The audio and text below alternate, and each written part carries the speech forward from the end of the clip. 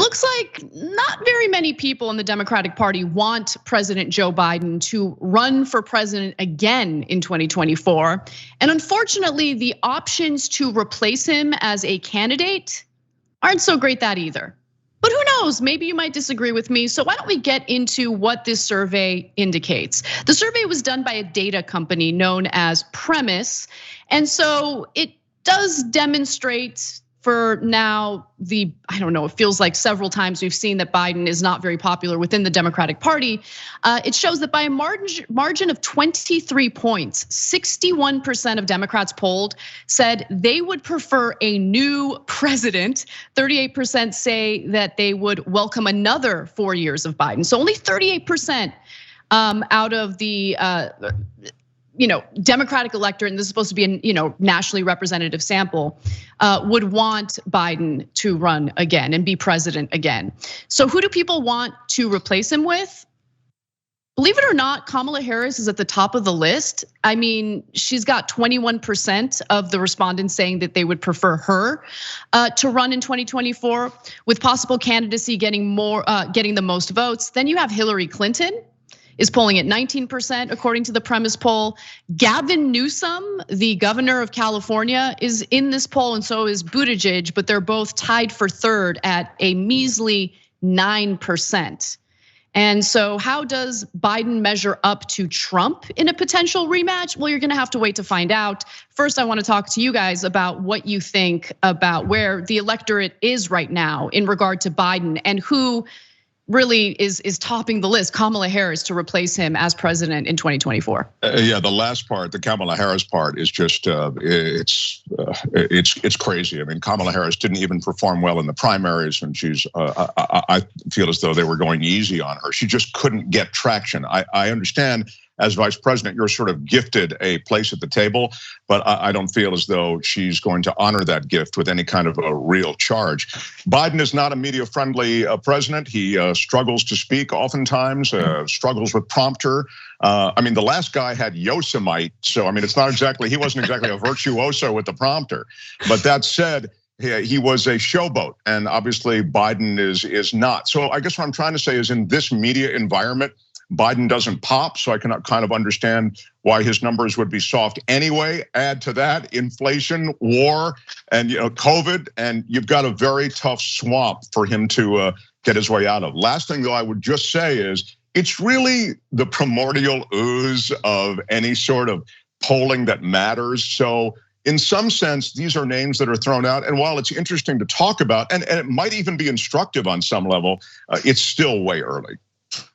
Yeah, that's a great point. I think that final thing that you said was really important because the midterm elections haven't even happened yet. I mean, we're still dealing with primary elections for the midterms, and even 1 month is a lifetime in a presidential election. So who's to say what is likely to happen by the time we get to 2024? Ravana, what do you think? Yeah, I mean, I think that whenever anyone asks me who do I think should primary Joe Biden, I only have two answers. The first is Katie Porter. I love her. I think that she does well across a lot broad factions of the Democratic Party and the constituency.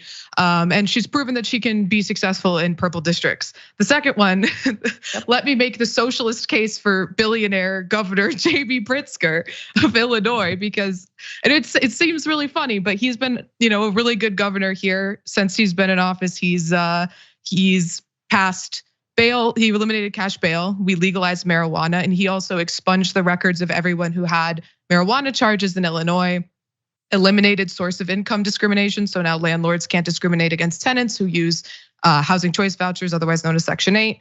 They can't discriminate against tenants who use their primary source of income is Social Security disability. He also gave Chicago teachers unions their bargaining rights back, which was, what he's done is, despite being what we would consider pretty much a milquetoast Democrat, is he hasn't shunned the activist wing of the party.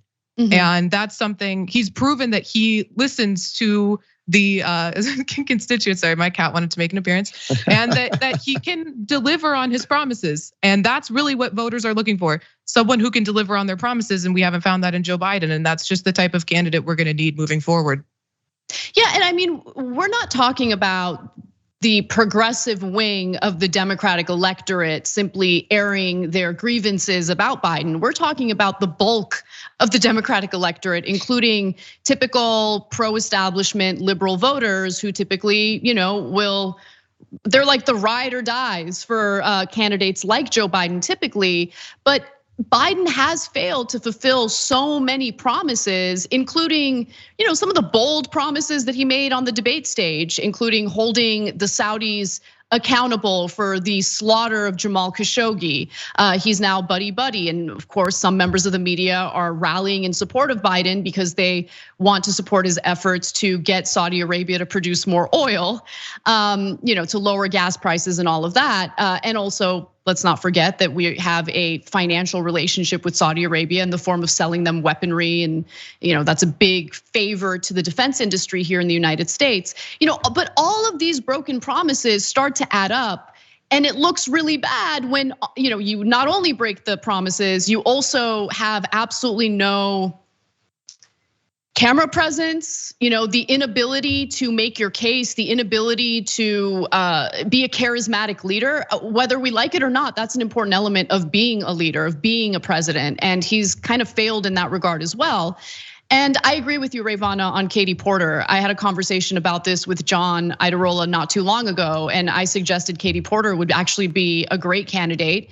And she's doing well in a purple district. She knows how to stick to an economic message that resonates with even some Republican voters, I would argue. So I think she's a strong candidate. To underscore that, she speaks the language of the populace. She has a populist message, which is something that you suggested, Anna, that Biden had. But then, of course, like so many administrations that preceded him, there's no follow through.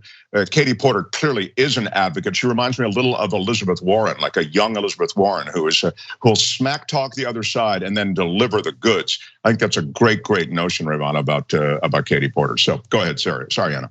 Yeah, no problem. I wanted to just quickly get to, where Biden falls if he were to run against Trump in 2024. So in the same poll, numbers show that Biden, 79, and Trump, 76, are tied with 50% of respondents saying they preferred the Democrat and 50% saying that they preferred the Republican when asked. In a general election race between President Joe Biden and former President Donald Trump, who would you prefer?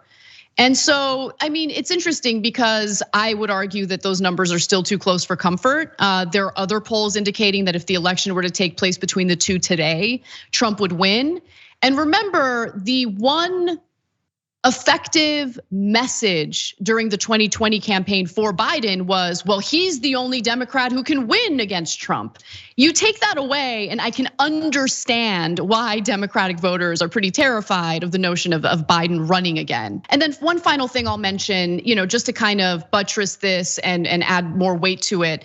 There's the CNN poll that shows that 75% of Democrats and Democratic leaning voters want the party to nominate someone other than Joe Biden in the 2024 election. That's a giant percentage of Democratic voters. And so again, who's to say what the future holds for the presidential election, which Democratic candidates might, consider running, You're seeing more and more Democrats even openly saying, and I'm talking about members of Congress openly saying that they would like to see someone else run rather than Biden, which I think is fascinating. But we'll see what happens. Biden seems to think that, he can win. He hasn't said that he wouldn't, that he wouldn't pull out of the race. So we'll see what happens. He really made a big thing of sort of returning the nation, the soul of the nation, kind of getting us back to magnetic north. And as you suggest, had it not been for the last guy being such a train wreck, so divisive, all the way to divisive understates it. It's likely that Joe Biden would have not shown up on any map in any kind of serious way. So these are weird political times. I will say one thing, Joe Biden can take a victory lap if this Manchin thing actually comes to pass, because there's enough there. Now, it's not enough for me, but there is enough there that addresses things that were on the campaign trail. I'm talking about the prescription drug negotiations now, even some of the Green New Deal, just a sliver as far as I'm concerned. Again, I'm kind of a tree hugger, but at least there is stuff there that Biden can take a victory lap with. So all of a sudden, he might go from the doghouse to the penthouse in terms of his ability to talk the politics of what's going on right now. So I would say, again, things change month to month, as you just said, and this may not end up being such a bad month for him. Thanks for watching The Young Turks. Really appreciate it. Another way to show support is through YouTube memberships. You'll get to interact with us more. There's live chat emojis, badges. You've got emojis of me, Anna, John, JR. So those are super fun. But you also get playback of our exclusive member-only shows and specials right after they air. So all of that, all you gotta do is click that join button right underneath the video. Thank you.